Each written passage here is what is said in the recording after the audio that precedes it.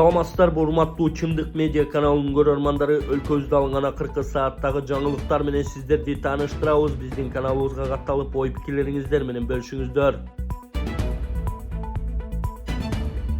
Кыргызстандык зыяратчылардын алгачкы тобу ажылыкка 11 майда жөнөйт. Ажылык камалдарын аткаруу үчүн кыргызстандык зыяратчылардын алгачкы тобу Сауд Арабияга 11 майда жөнөп кетишет. Кыргызстан мусулмандар дин башкармалыгы Меккеге жана ыйык жерлерге кирүүгө мүмкүн болгон Нусук картасын бейжик алууну эскертет. Картаны ажылыкты уюштуруу штабынан алса болот. Муфтият эгер картаны жоготуп алгандар болсо, анын санарип версиясын колдонсо болорун жана аны кайра чыгаруу үчүн ажы башчыларга кайрылууну эскертүүдө. Кыргызстан мусулмандар дин башкармалыгынан маалымдашкандай, быйыл ажылык сапарга 6060 адам барат. Жыл сайын Сауд Арабиясынын ажылык жана умра министрлиги падышачылыктын мыйзамдарындагы өзгөрүүлөр же башка жаңы эрежелер тууралуу алдын ала эскертип көрсөтмөлөрдү жиберет. Быйыл жакынкы чыгыштагы кырдаалга карабай зыяратка баруучулар үчүн азырынча өзгөчө талап же өзгөргөн жоболор болбогону маалымдалды. Быйылкы ажылыктын баасы $4650 деп эсептелген. Курман айт ислам эрежелерине ылайык орозо айттан 70 күндөн кийин ажылык зыяраттын соңунда белгиленет. Быйыл Курман айт 27 майда болот.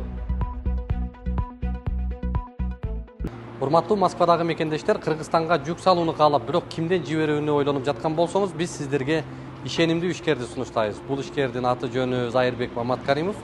12 жылдан бери иш алып барган командасы сиздин аманатка кыянатты кылышпайт.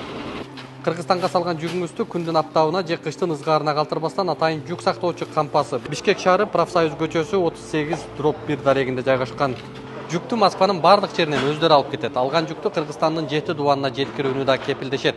Кыргызстанга жумасына 2 машина жиберилет. Жүк баасы көлөмүнө жараша 500 рубльдан өйдө баланат. Дареги Нижегородское метросу, Перовское шоссе 9, строение 7. Байланыш номерлери +7 926 788 70 70, +7 929 624 63 64.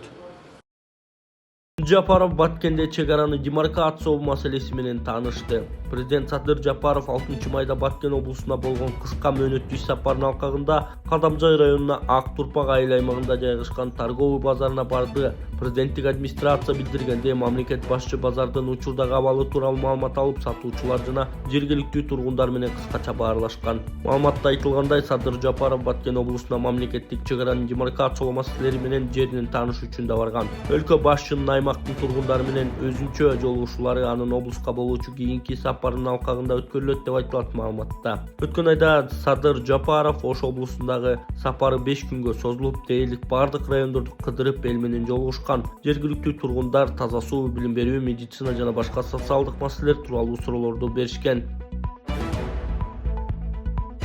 Талас облусунун башчысы Эрмат Жумаев Айтматов районунда курулуп жаткан Чыңгыз Аламы маданий мемориалдык комплексинин курулуш иштери менен таанышты. Кыргыз Республикасынын президентинин Талас облусундагы ыйгармыктуу өкүлү Эрмат Жумаев Айтматов районунда курулуп жаткан Чыңгыз Аламы маданий мемориалдык комплексинин курулуш иштеринин жүрүшү менен жеринде таанышты.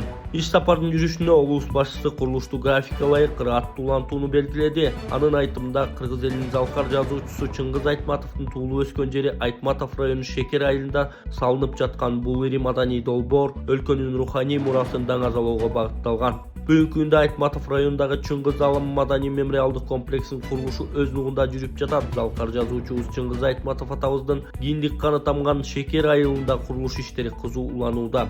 Бул долбоор урматтуу президентибиз Садыр Нуркожоевич Жапаровдун тапшырмасынын жана түздөн-түз колдоосунун негизинде ишке ашырылып жатат. Комплекстин аймагында Чыңгыз Айтматовдун үй музейи, кинотеатр, китепкана жана мейманкана курулат, деди Эрмат Жумаев. Белгиленгендей, Чыңгыз Аламы маданий мемориалдык комплекси келечек муундар үчүн тарыхый жана маданий баалуулуктарды сактоого кызмат кылуу менен катар, Талас облусунда маданий туризмди өнүктүрүүгө да олуттуу салым кошот. Аталган комплекс Кыргыз Республикасынын эгемендүүлүгүнүн 35 жылдыгын Талас облусунда белгилөө салтанатынын алкагында Кыргыз Республикасынын президенти Садыр Жапаровдун катышуусунда расмий түрдө пайдаланууга берилери күтүлүүдө. Кара-Балтада ресторандан дубалы кулап администратор каза болду. 4 май күнү Жайыл район ички иштер баш башкармалыгынын нөөмөт бөлүмүнө Жайыл райондук тез медициналык жардам кызматы аркылуу Кара-Балта шаарындагы ресторандардын биринде дубалы кулап түшкөндүгү тууралуу маалымат келип түшкөн. Натыйжада Кара-Балта шаарынын тургуну 2007-жылы туулган К.Э. каза болуп, анын сөөгү Жайыл райондук моргуна жеткирилген. Аталган факты каттоого алынып териштирүү иштери башталган. Текшерүүнүн жүрүшүндө аныкталгандай, К.Э. 2023-жылдын март айынан тартып ресторанда администратор болуп иштеп жүргөн. 4-май күнү саат 12:00 чамасында К.Э. иниси жана кесиптештери менен бирге ресторандын жай каянчасында сүйлөшүп турган учурда күчүсүздөн батыш тарабындагы жайгашкан кум блоктон курулган дубалдын жогорку бөлүгү кулап түшүп, бастырманы басып калган. Натыйжада К.Э. урандылардын алдында калып каза болгон. Алдын ала маалыматтарга ылайык ресторандын имаратына бекитилген жай каянчаны жапкан ак түстөгү чатыр жамгыр суусуна толуп дубалга күч келтирип, анын кулашына себеп болгон. Аталган факты боюнча соттук медициналык экспертиза дайындалып, учурда бардык зарыл болгон тергөө иш-чаралары жүргүзүлүүдө. Жыйынтыгында кылмыш жаза процессуалдык кодексинин негизинде тиешелүү чечим кабыл алынат. Кыргызстанда автоунаанын жүргөн чакырымын бурмалагандарды жазалоо сунушталууда. Жогорку кеңештин депутаты Дастан Бекешов автоунаанын жүргөн чакырымын азайтып көрсөтүү үчүн жоопкерчилик киргизүүнү сунуштады. Анын айтымында азыр айрымдар унааны кымбатыраак сатуу үчүн одометрдей көрсөткүчтү атайын азайтып, сатып алуучуларды алдап жатышат. Мындай кызматтар ачык эле жарнамаланып, болжол менен 2000 сом турат. Депутат башка өлкөлөрдө мындай аракет үчүн жаза каралганын белгилеп, бир катар автоунаа ээлеринин өтүнчү менен кодекске өзгөртүүгө даярдаганын билдирди. Кодекске өзгөртүү даярдаганын билдирди. Анын айтымында мыйзам долбоору жакын арада коомдук талкууга чыгарылат. Кумтөрдүн куткаруучулары кар көчкүдө калган италиялык туристтерди куткарып калышты. Кумтөрчүлөр көчкүнүн алдында калган чет элдик туристтерди куткарып калышты. Маалыматта айтылгандай 4-май күнү 12:35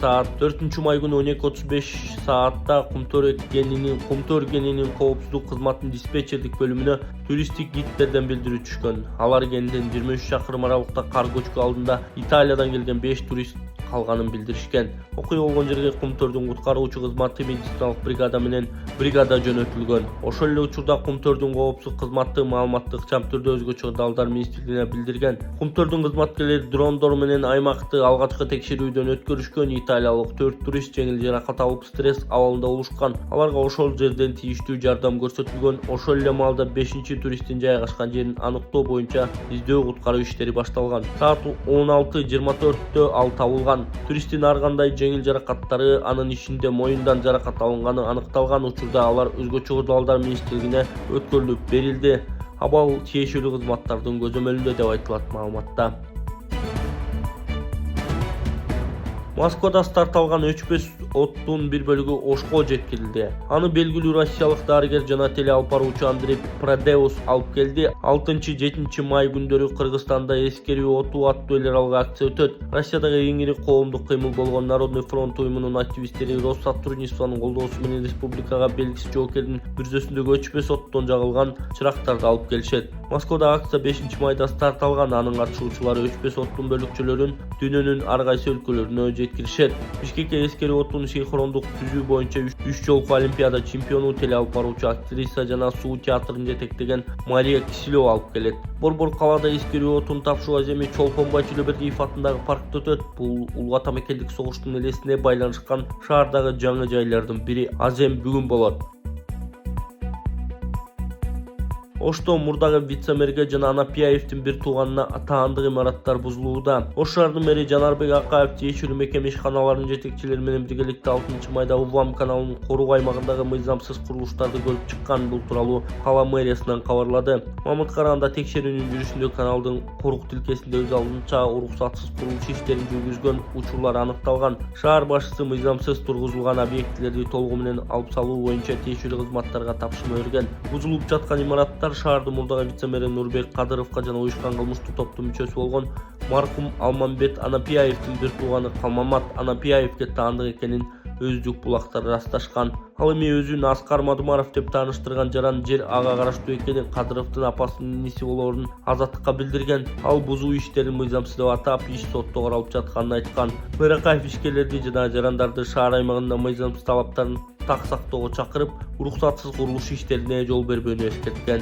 Аталган жайларда мыйзамсыз курулуштарды бузуу иштери буга чейин дагы жүргүзүлгөн, бирок айрым жарандар өз билемдик менен кайрадан курулуштарды тургузуп алгандыгы аныкталган. Учурда тиешелүү кызматтар мыйзамсыз объектилерди кайрадан демонтаждоо иштерин жүргүзүп жатат.